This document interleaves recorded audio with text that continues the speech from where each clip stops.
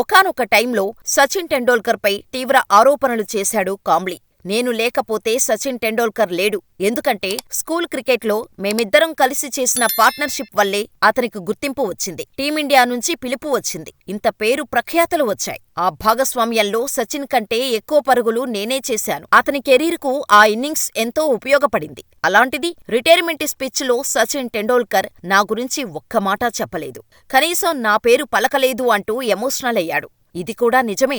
ఒక రకంగా చూసుకుంటే వినోద్ కాంబ్లీనే సచిన్కు లైఫ్ ఇచ్చినట్టు. కానీ వచ్చిన అవకాశాన్ని సచిన్ సద్వినియోగం చేసుకుని మాస్టర్ బ్లాస్టర్గా పేరు తెచ్చుకున్నాడు.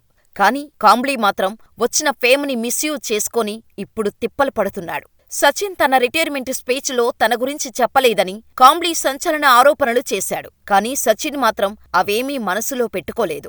2013లో కాంబ్లీకి గుండెపోటు వస్తే 2 ఆపరేషన్లు చేయాల్సి వచ్చింది. ముంబై లీలావతి ఆస్పత్రిలో జరిగిన ఈ 2 సర్జరీల ఖర్చు మొత్తం సచిన్ టెండూల్కరే భరించాడు. వినోద్ కాంబ్లీకి ఇలా చాలాసార్లు సాయం చేస్తూనే వచ్చాడు సచిన్.